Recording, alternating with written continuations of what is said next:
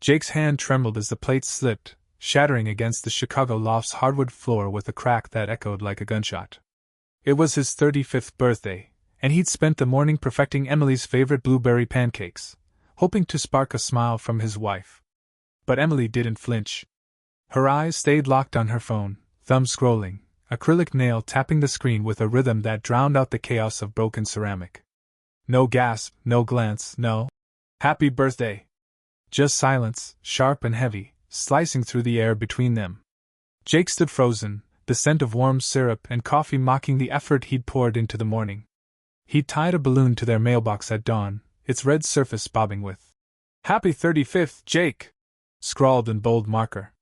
He'd even organized a charity run for the local kids' shelter last weekend, raising a few grand, something Emily had once called the best part of you.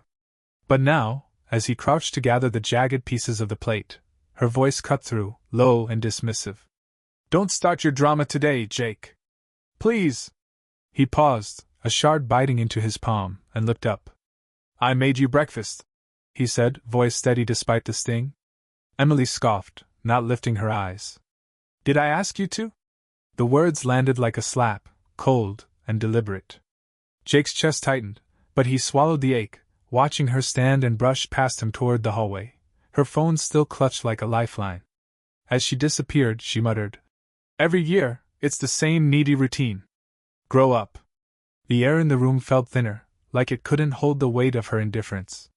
Jake didn't move, the shard still in his hand, a tiny bead of blood pooling where it pressed too hard. This wasn't a fight. It wasn't even an argument. It was something worse, a quiet unraveling of everything he thought they were. He cleaned the floor, tossed the broken plate, and sat at the kitchen counter, staring at the untouched pancakes. The balloon outside barely swayed, the Chicago wind dead for once, mirroring the stillness in his gut. Hours later, Emily returned from a walk, her hair too neat, her lips glossed in a shade she hadn't worn when she left. She set a cold soda on the counter, his favorite, the kind she used to grab unprompted during their early days. "I didn't mean it like that," she said, eyes fixed on him, unblinking. "I love you, okay? Can we just not ruin today?" Jake nodded, silent, but the gesture felt hollow, like signing a contract he no longer believed in. That night, after Emily fell asleep to the drone of a reality show she'd once mocked, Jake stood in the dark kitchen. The half-eaten birthday cake sat on the counter, its single candle flickering weakly. The flame's dance felt like a lie, too fragile to mean anything real. He didn't blow it out. Instead, he moved to the small desk in the corner, Emily's desk, the one she'd always called off-limits. She'd laugh it off, saying it was just receipts and junk mail, but last week, when he'd reached for a pen, she'd slammed the drawer shut so fast it rattled. Not a joke. A warning. Jake's pulse quickened as he slid the spare key, hidden in a toolbox she never touched, into the lock. The drawer opened with a soft click, revealing a mess of papers, pens, and a thin, floral-bordered note torn from a grocery list pad. It wasn't addressed to him. At the top, in Emily's sharp handwriting, was a single letter. T. Below it, the words, "I can't keep pretending forever. He notices more than he lets on. But don't worry, he still thinks I love him. I just need a little more time." Jake's breath caught. The note wasn't long, but it didn't need to be. Every word was a blade, cutting through years of trust. T. could only be Tom, her coworker at the ad agency, the one who texted her at odd hours about campaigns, and sent memes she'd giggle at then hide when Jake walked by. He'd asked about Tom once, casually, over dinner. She'd laughed, called him too young, too goofy, and changed the subject. Jake had let it go, disarmed by her smile. Now, that smile felt like a trap. He didn't confront her. Not yet. Instead, he tucked the note back exactly as he found it, locked the drawer, and returned the key to its hiding place. His mind raced, piecing together the last few months, her late nights at the office, the sudden password on her phone, the way her laughter felt rehearsed when it was just the two of them. Jake wasn't a detective, but betrayal has a way of sharpening your instincts. He needed proof, not for her, but for himself. To know he wasn't imagining the distance growing between them. The next morning, Emily was all warmth, humming an old song from their dating days as she scrambled eggs, something she hadn't done in over a year. She kissed his cheek, her touch lingering just long enough to feel scripted. "You're quiet today," she said, smiling over her coffee. Jake forced a grin. "Just thinking about work." She nodded, satisfied, and left for the agency, her purse slung over her shoulder, phone already in hand. As soon as her car pulled away, Jake started digging. He checked their joint bank account first. Small cash withdrawals, $50 here, $80 there, always from ATMs near hotels, not her office. Then he found her gym bag in the closet, untouched since her walk yesterday. Tucked in a side pocket was a cheap burner phone, no lock, no case. His hands shook as he opened it. Messages to Tom, dozens of them. "Miss you already, he's clueless, meet me at the Drake, 7 p.m. A selfie of Emily in Jake's hoodie, captioned, "Wish this was your arms instead of his." Jake's stomach churned, but he didn't stop. He took photos of every message, every call log, every damning detail. Then he backed it all up to a thumb drive and hid it in his work bag. He wasn't ready to explode, to scream, to demand answers. That's what she'd expect, Jake, the emotional one, the needy one. Instead, he'd be something else, calculated, quiet, and one step ahead. By noon, he'd found Tom's fiancée, Sarah, on social media. A quick message. "I'm Emily's husband. We need to talk." And she replied within minutes, her tone guarded but curious. They met at a coffee shop in Evanston, far from their neighborhood. Sarah's eyes were tired, like she'd been carrying her own suspicions too long. "I knew Tom was hiding something," she said, staring at the screenshots Jake shared. "But I didn't know it was her." Jake leaned forward, voice low. "They think we're blind." "We're not. Let's make sure they know it." Sarah nodded, her jaw tight. "What's the plan?" For the first time in days, Jake felt something other than pain, control. Not the kind that destroys, but the kind that rebuilds. He wasn't just fighting for himself anymore. He was fighting for truth. Jake's phone buzzed as he sat in the Evanston coffee shop, the bitter taste of black coffee lingering on his tongue. Sarah, Tom's fiancée, leaned across the table, her eyes scanning the screenshots he'd shown her, messages from Emily's burner phone, hotel receipts, timestamps that matched Tom's. Late work nights. The air between them crackled with shared betrayal, but also with purpose. "He's been distant for months," Sarah said, her voice low but firm. "I thought it was stress. Now I know it's her." Jake nodded, his thumb hovering over a new message from an unknown number. "You're digging in the wrong places. Back off." No name, no context, but the timing, minutes after he'd messaged Sarah, pointed straight to Emily or Tom. He showed it to Sarah, whose jaw tightened. "They're scared," she said. "Good. They should be." Jake didn't reply to the text. Instead, he saved it, another piece of evidence to add to the growing pile on his thumb drive. Back at the Chicago loft, Jake moved like a ghost, careful not to tip Emily off. She was home now, humming as she chopped vegetables for dinner, her phone face down on the counter as always. "You're late," she said, glancing up with a smile that felt like a mask. "Work run long?" Jake shrugged, forcing a casual tone. "Yeah, client revisions." She nodded, satisfied, and went back to her cutting board. He watched her, noting the ease in her movements, the way she played the role of devoted wife while her burner phone sat hidden in her gym bag. Jake's next move was surgical. He started tracking patterns, Emily's, errands, that always took exactly 45 minutes, her sudden need for space, after dinner, the way her phone lit up at 1 a.m., with messages she'd silenced before slipping out of bed. He didn't confront her. Instead, he dug deeper, accessing their joint credit card statements online. A $200 charge at a boutique hotel downtown, another at a gas station near O'Hare, nowhere near her at agency. He cross-referenced dates with Tom's social media, finding posts about work trips that aligned perfectly. Sarah was doing her own work. She'd found Tom's work laptop left open one night and discovered emails to Emily, sent from a personal account, not his work one. "He's careless," she told Jake over a secure messaging app they'd started using. "Talking about meeting her in Milwaukee next week, like I'd never find out." She forwarded the emails to Jake, who added them to his drive. The evidence was mounting, but Jake knew it wasn't enough to just know. He needed a plan to expose them without losing himself in the process. The next day, Jake took a half day from his design firm, citing a family emergency. He drove to a small print shop and made hard copies of the most damning evidence: texts, receipts, emails, organizing them in a folder he kept locked in his car. Then he called Sarah, who'd connected with a friend, Mia, a paralegal at a Chicago law firm. Mia agreed to meet them at a diner near the Loop, her voice calm but curious over the phone. "Bring everything," she said. "If this is what you say, you've got a case, not just for divorce, but for protecting your reputation."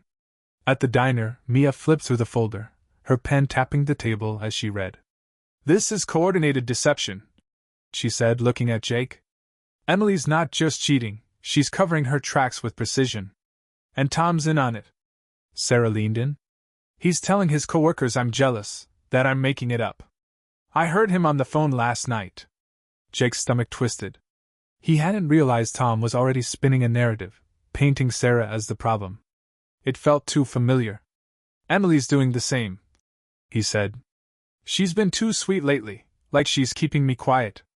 Mia closed the folder. "You need to act fast but smart. If they're this bold, they might escalate. Have you secured your finances?" Jake nodded. He'd already opened a new bank account, transferring small amounts from their joint one to avoid suspicion. He'd also canceled a shared credit card, blaming a bank error when Emily asked. Mia approved. "Good. Next, we need to get this to someone who can amplify it without making it a circus. I know a blogger, Lucas, who covers local scandals. He's discreet but impactful." That night, Jake returned home to find Emily waiting with takeout from their favorite Chicago pizzeria, a rare gesture that set his nerves on edge. "Thought we could have a chill night," she said, pouring wine. Her phone was still face down, but it buzzed twice during dinner. She ignored it, her smile tight. Jake played along, laughing at her small talk, but his mind was elsewhere. He noticed her glance at the desk drawer, the one with the note to T. She didn't know he'd seen it, didn't know he was already 3 steps ahead. After dinner, Emily claimed a headache and went to bed early. Jake waited until her breathing steadied, then slipped into the garage. He checked her gym bag again, finding the burner phone still there. A new message from Tom: "He's asking too many questions.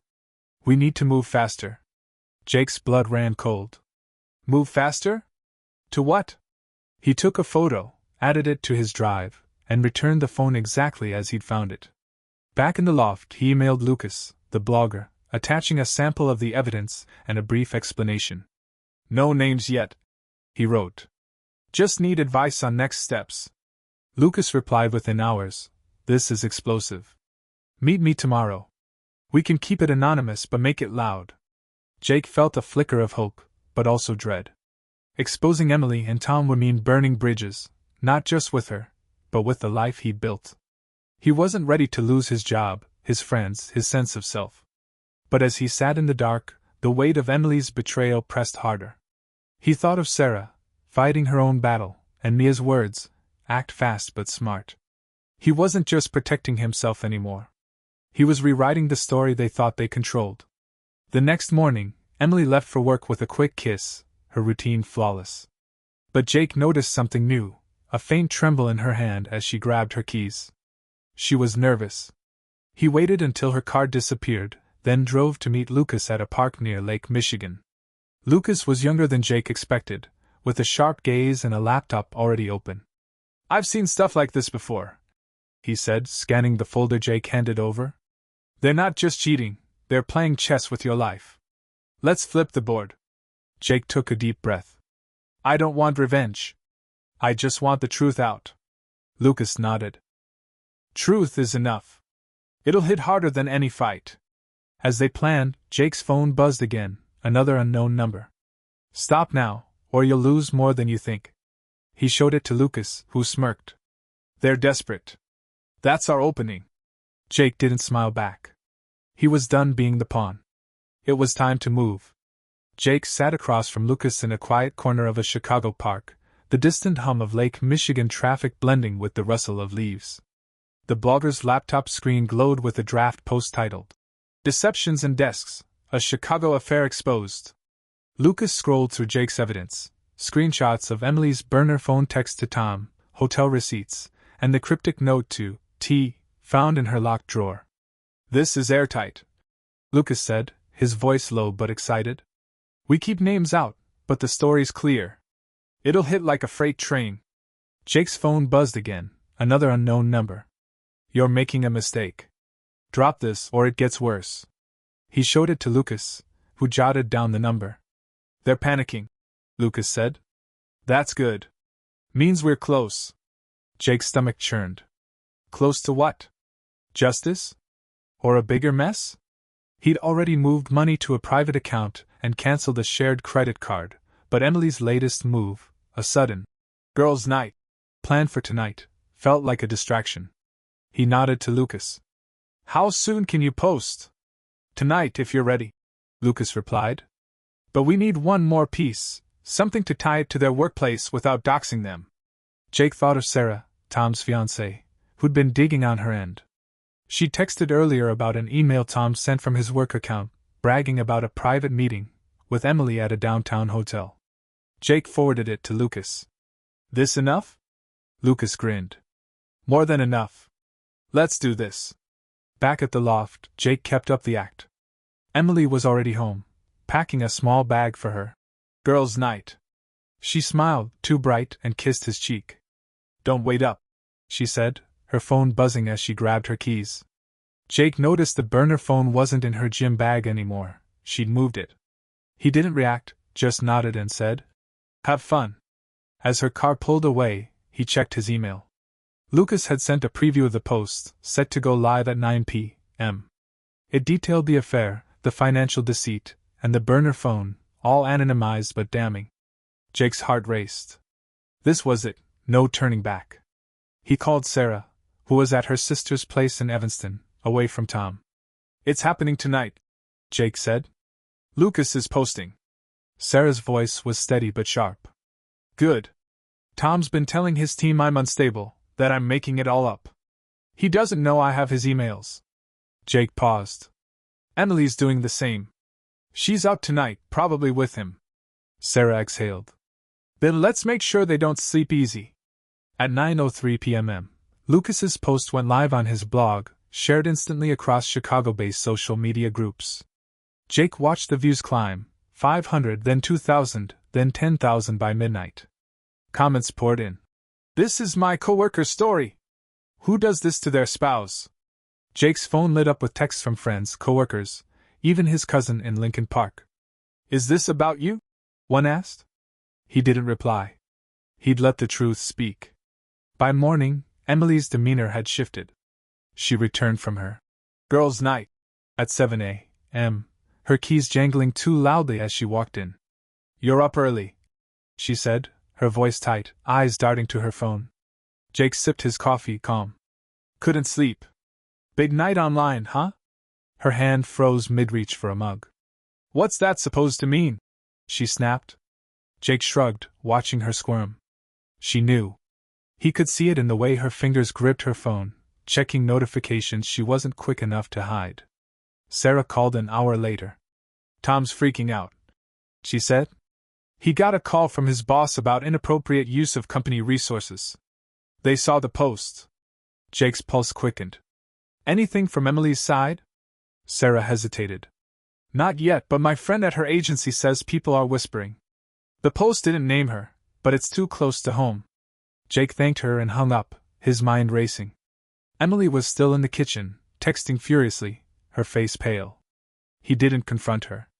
Not yet. That afternoon, Jake's HR manager, Dana, emailed him. Urgent, Code of Conduct review. Please call ASAP. His stomach dropped. He dialed her number, bracing for impact. Jake, Dana said, her tone careful. We received an anonymous complaint about workplace harassment and misuse of company equipment. We need to meet tomorrow. Jake's grip tightened on the phone. Anonymous? He asked. Dana sighed. It's serious, Jake. Be here at 9 a.m. He knew it was Emily. The timing was too perfect, the complaint too vague yet pointed. She was trying to bury him before he could expose more. Jake called Mia, the paralegal, who wasn't surprised. "This is retaliation," she said. "Send me the complaint details and your evidence. We'll counter it." Jake forwarded everything: texts, receipts, the blog post link. Mia's response was quick: "This is defamation. We can push back, but you need to stay calm. They're escalating." That night, Jake planned his counterattack. He met Lucas at a dive bar in Wicker Park, away from prying eyes. Lucas had new intel. A coworker of Tom's had tipped him off about a company audit triggered by the blog post. "They're looking at Tom's expense reports," Lucas said. "He charged client dinners that match your hotel receipts." Jake leaned back, processing. "And Emily?" Lucas shook his head. "Her agency's quieter, but the post's circulating. She's not untouchable." Jake's phone buzzed again, another unknown number. "You think you're smart? You're nothing." He showed it to Lucas, who copied the number. "We'll trace it," he said. "Probably a burner, but it's another nail." Jake nodded, but the message stung. Emily wasn't just hiding an affair, she was weaponizing their life to silence him. He thought of the charity run he'd organized, the kids who'd thanked him, the man he'd been before her lies chipped away at him. He wasn't that man anymore. He was sharper, harder, ready. As he drove home, Jake noticed Emily's car in the driveway. She was waiting, sitting at the kitchen counter, her phone face up for once. "We need to talk," she said, her voice low, almost pleading. Jake met her gaze, unflinching. "About what? Your girls' night?" Her eyes narrowed, but she didn't bite. Instead, she stood, stepped closer, and said, "I know you're upset, but you're making this bigger than it is." Jake smiled, cold. "Am I? Or are you just scared I see it all now?" She froze, her mask slipping for a split second. Jake didn't push. He walked past her, up the stairs, and locked the guest room door behind him. His suitcase was already half packed, hidden under the bed. Tomorrow, he'd face HR. Tomorrow, he'd show Dana the truth. But tonight, he lay awake, the anonymous texts replaying in his mind. Emily and Tom thought they could outmaneuver him. They were wrong. The blog post was just the start. Jake was done playing defense. Jake walked into his design firm's Chicago office at 8:55 a.m., the weight of his evidence folder tucked under his arm. The HR manager, Dana, greeted him with a guarded nod, ushering him into a conference room. "Jake, this complaint is serious," she said, sliding a printed email across the table. It accused him of harassment, emotional outbursts, and using company resources to stalk a colleague's spouse, Emily. The words were calculated, twisting private arguments into a narrative of instability. Jake's jaw tightened. "This is her," he said, voice steady. "Emily's trying to bury me." Dana raised an eyebrow. "You have proof?" Jake opened his folder, laying out screenshots of Emily's burner phone texts to Tom, hotel receipts charged to their joint account, and the anonymous threats he'd received. He pointed to the note to T from her locked drawer, time-stamped weeks ago. "She's not the victim here," he said. "She's covering an affair." Dana's eyes scanned the documents, her pen pausing mid-note. "This changes things," she said. "We'll need to investigate, but you're not suspended. Stay reachable." As Jake left the office, his phone buzzed with a text from Sarah. "Tom's been called into a meeting. They know about the expense reports."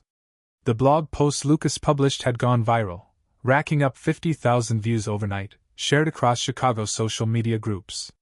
It hadn't named Emily or Tom, but the details, burner phones, secret hotel meetups, were too specific for their coworkers to miss. Jake felt a flicker of relief, but it was short-lived. Emily's next move was already in motion.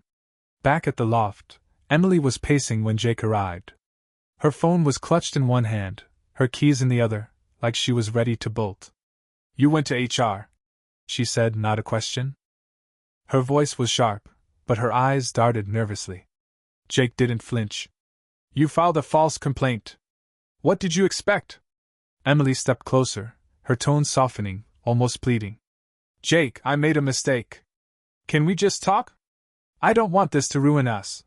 He saw through it, the same rehearsed charm she'd used to keep him quiet for months. "You ruined us," he said, walking past her to the guest room. He locked the door, his suitcase now fully packed under the bed. That afternoon, Sarah called with an update. "Tom's suspended," she said. "His firm found emails he sent to Emily from his work account. They're auditing his expense reports now." Jake exhaled, the pieces falling into place. "Anything on Emily?" Sarah hesitated. "Her agency's quiet, but the blog post is circling their office. People are asking questions." Jake thanked her and checked Lucas's blog. Comments were flooding in. "This sounds like my boss. Check their emails, it's always in the emails." The truth was spreading, faster than Emily could contain. But Emily wasn't done. That evening, Jake got an email from his mother, Linda, forwarded from an unknown account. It was a screenshot of a text conversation, edited to make Jake look unhinged, snippets of him venting about work stress, taken out of context to sound threatening. The sender's message to Linda read, "Is Jake okay? I'm worried he's not himself." Jake's blood ran cold. Emily had gone to his mother, spinning a story of mental instability. He called Linda immediately. "She's lying," he said, explaining the affair, the evidence, the blog post. Linda's voice was firm. "I know my son. Come to my place tonight. We'll sort this out." Jake drove to his mother's house in Oak Park, the evidence folder in his bag. Over coffee, he laid out everything: texts, receipts, the note to T. Linda listened, her face hardening with each detail. "She came to me this morning," she said. "Tried to say you were spiraling, that you needed help. I didn't buy it." Jake felt a weight lift, the trust in his mother's voice grounding him. "She's trying to rewrite the story," he said. Linda nodded. "Then let's make sure the truth wins." The next morning, Jake woke to a voicemail from Dana. "We've reviewed your evidence. The complaint's been flagged as fraudulent. You're cleared with back pay. We'll address the complainant directly." Jake exhaled, but the victory felt hollow. Emily's lies had nearly cost him his job, his reputation. He texted Mia, the paralegal, who was ready with the next step. "File for legal separation," she advised. "It protects your assets and sets the record straight. I'll draft the papers." Jake met Lucas again, this time at a cafe near Wrigley Field. The blogger had new info. A co-worker of Emily's had tipped him off about her emergency leave requests, citing personal stress. "She's running," Lucas said. "The agency's asking questions about her expense reports too." Jake nodded, his resolve hardening. He handed Lucas a new piece of evidence, a voicemail Emily had left on his phone last night, accidentally recorded. "Tom, we need to move faster. He's on to us." Lucas's eyes lit up. "This goes in the follow-up post. It's checkmate." That night, Jake returned to the loft to find Emily gone. Her car wasn't in the driveway, and her gym bag was missing. A single note sat on the counter, in her handwriting. "I'm sorry, Jake. I didn't mean for it to go this far." No explanation, no plea, just words that felt empty. He didn't believe her remorse. She wasn't sorry, she was scared. Jake pocketed the note, adding it to his evidence. His phone buzzed with a text from Sarah. "Tom's been fired. He's blaming Emily. They're turning on each other." Jake sat on the couch, the silence of the loft deafening. He'd won this round, his job was safe, the truth was out, and Emily's lies were crumbling. But the anonymous threats kept coming. A new one arrived as he sat there. "You think you've won? You're nothing without her." Jake didn't flinch. He forwarded it to Lucas and Mia, then started packing the last of his things. He'd move to a new place in Evanston tomorrow, a fresh start. Emily and Tom could scramble, but Jake was done playing their game. As he zipped his suitcase, his phone lit up with a call from an unknown number. He let it go to voicemail. The message was short, Emily's voice shaking but cold. "You think this is over, Jake? You have no idea what's coming." Jake deleted it, his pulse steady. He wasn't afraid anymore. He was ready for whatever she threw next, because the truth was on his side, and it was louder than her lies. Jake woke in his new Evanston apartment, the morning sun cutting through the blinds of a space that was his alone. His phone was silent, no more anonymous threats, no voicemails from Emily. The absence felt like a victory, but he knew better than to trust it. Her last message, "You have no idea what's coming," lingered like a warning shot. Jake checked his email, a confirmation from Mia, the paralegal, that his legal separation papers were filed. His assets were secure, his name cleared at work. But Emily wasn't done, and neither was he. Lucas's follow-up blog post went live at dawn, titled, "Chicago's Web of Lies, The Fallout." It included Emily's accidental voicemail to Tom. "He's on to us," and details of Tom's firing for misusing company funds. The post, still anonymous, had doubled its reach, hitting 100,000 views by noon. Chicago's online forums buzzed with speculation, some naming Emily's ad agency as the epicenter. Jake's inbox filled with messages, co-workers offering support, strangers sharing their own stories of betrayal. One from his mother, "Linda, come for dinner.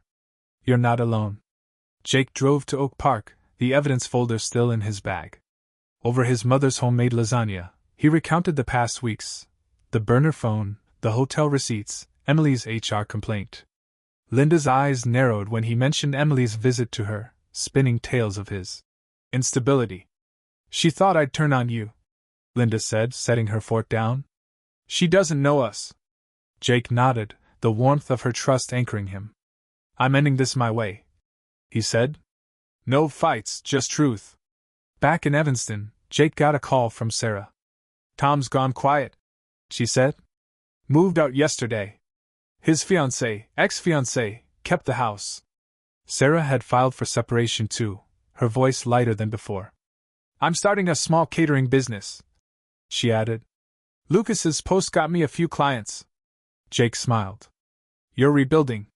Sarah laughed softly. "So are you." They agreed to meet later that week, not as allies in pain, but as people moving forward. The next day, Jake's HR manager, Dana, called. "The investigation's closed," she said. "The complaint was baseless. We've issued a formal apology and back pay. Emily's been contacted about potential legal consequences for false reporting." Jake exhaled, relief mixing with fatigue. "Thanks, Dana." He hung up, then checked Lucas's blog. A new comment caught his eye. "I worked with her. She's on leave, but the agency's auditing her accounts." Emily's world was shrinking fast. That afternoon, Jake met Mia at a coffee shop near the Loop. She slid a folder across the table, divorce papers, ready to file once the separation was finalized. "You've got a strong case," she said. "Financial misconduct, defamation, emotional abuse. The evidence is overwhelming." Jake nodded, signing the preliminary forms. "I don't want her money," he said. "I just want out." Mia's eyes softened. "You're already out. This just makes it official." As Jake left the coffee shop, his phone buzzed with an email from Emily. No subject, just a single line: "I'm sorry, Jake. Can we meet?" He stared at it, tempted to reply to demand answers. But he deleted it instead. Her apologies were too late, too hollow. He'd spent months begging for her honesty. Now, he didn't need it. He forwarded the email to Mia, adding it to the legal file. Every move Emily made only strengthened his case.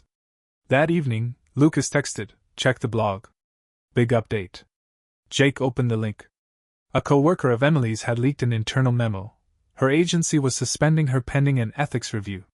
The blog post quoted it. "Unauthorized use of company resources and misrepresentation of professional conduct."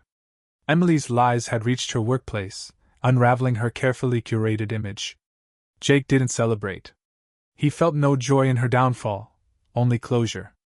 The next morning, Jake started his new freelance design gig, working from a co-working space in Evanston. His first project was a logo for a local kids' charity, tied to the run he'd organized months ago. The work felt like a return to himself, the Jake who created for others, not for Emily's approval. He joined a community art group, sketching late into the night, his laughter at dumb sitcoms filling the apartment. The weight of betrayal was lifting, replaced by something lighter: freedom. Sarah met him for lunch a week later, her catering business already booked for a wedding. "Tom's moved to Milwaukee," she said, stirring her coffee. "He's out of my life." Jake nodded. Emily's radio silent. Probably licking her wounds. They shared a quiet smile, two people who'd survived the same storm. Sarah raised her cup. To new starts. Jake clinked his glass. To us. That night, Jake lit a candle in his apartment, not for his birthday, but for the man he'd become. He didn't blow it out. He let it burn, steady and bright, as he worked on a new design. His phone stayed quiet, no threats, no pleas. Emily's final play, trying to smear him with his mother, his job, had failed. Tom was gone, his career in ruins. The truth had done its work, not through vengeance, but through exposure. Jake checked Lucas's blog one last time. A final update. The couple at the center of this scandal have faced consequences, job losses, broken relationships, and a community that sees them clearly. No names, but it didn't matter. Chicago knew. Jake closed his laptop, the candle still flickering. He wasn't broken. He wasn't the fool Emily thought he was. He was whole, building a life she couldn't touch. As he locked his apartment door, a text from his mother arrived. Proud of you, Jake. Come by Sunday. He smiled, typing back, will do. The war Emily had promised never came. She'd lost the moment she underestimated him. Jake walked into the night, the Evanston air crisp and clean, carrying only the weight he chose to carry, himself.